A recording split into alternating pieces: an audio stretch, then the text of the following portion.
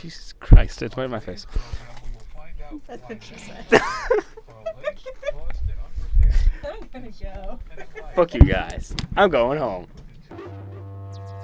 The Edge News happens right now, only here on 88.7 FM.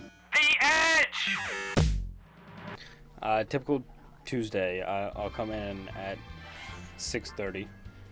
I'll come into the studio just to make sure things are okay. I tighten the screws on the spider mount, it's called, to make sure the microphone doesn't fall down. I come in, check with the news people, Jen Newman and Katie Donnelly, and I make sure mics are working, make sure the beds are on, the AV is up and running, and everything else like that. And then I do news, I engineer news, and then I go home and I drink, and I drink, and I drink, and I drink. No, I'm completely kidding. I don't. And then I'll get a call or something like that. Not all the time, but every once in a while I'll get a phone call and be like, okay, be right there. I push buttons, I cue the readers. As the student engineer, my main job, my main purpose is to fix problems and solve things. And that sort of gives me unusual hours in a sense. Whenever there's someone in the studio, I'm sort of always on call, and my number's up all over the place. I make sure that the levels are good, I make sure that the background music is good. I put public service announcements in and just make sure everything runs smoothly. Oh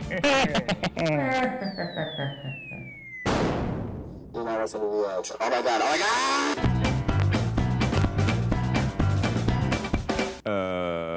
What? Keep it here on the edge.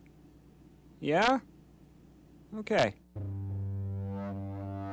Our executive board is awesome, and they're always in the office. This executive board more than others. It's definitely fun. I can walk into the office at pretty much any time of the day, and I know there's someone there. And we can joke around. We can play consistent games of chess.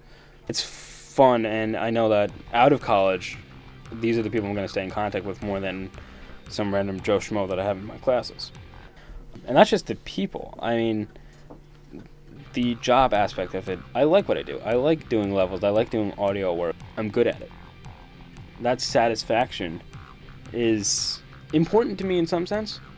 It's also important to me of how I've sort of weaved my way and built myself into the station. So much so that I'm worried about it when I leave. How much the Edge will survive. And that's the bad part of building yourself into the station, is that you're dedicated to it. I mean, I spent countless hours in this studio. As cliche as it sounds, the Edge is my baby in a sense, that I'm here and I take care of it all the time, and like, it's a weird connection. And it's not the fact that I'm getting paid to do it either. I'm not here for the money. It'd be nice if I got a little bit more, but then again, wouldn't it be nice if everyone got a little bit more money? I'm here because I've invested myself into it, especially now. Why I invested myself into it in the first place? I did sound back in high school for my drama club. I figured, hey, it's cool. There's some sort of money involved. Ha, surprise. The Edge has sort of become either my baby or my love. I'm not sure which analogy I'm going with, but I'm not going with both of them. You know what? I'm going to say that the Edge is like a nice mistress that's sometimes cruel to me. That is, sometimes there's problems that I can't solve. Sometimes it's stressful, but I still come to work every day. And I don't know what it's going to be like when I don't come to work every day, or don't come to this work every day. And the rooms are padded, and I've always joked that the rooms are padded because we're crazy.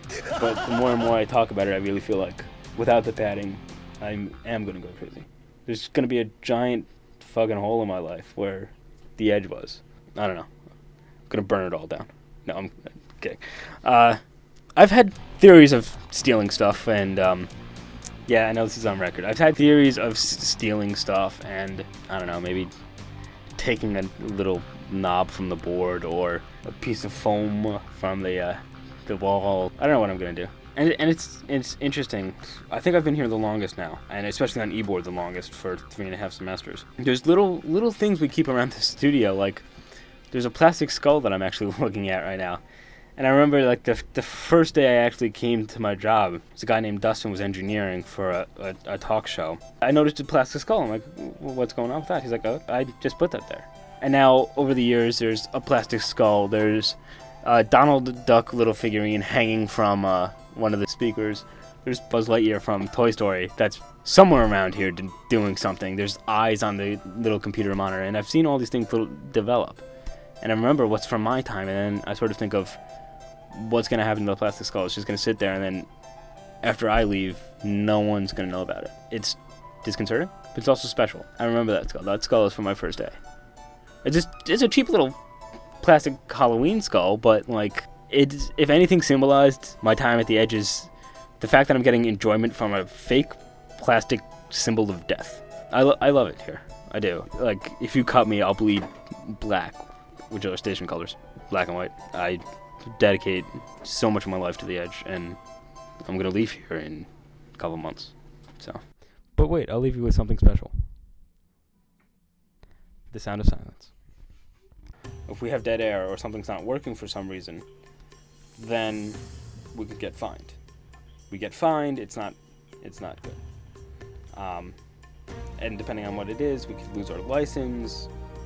It'd be the end of radio, and I love it so much that I'm dedicated so much to it, I can't see that. I can't see us lose our license for something really stupid that I can fix. Inconvenient at times, yes. It's my job.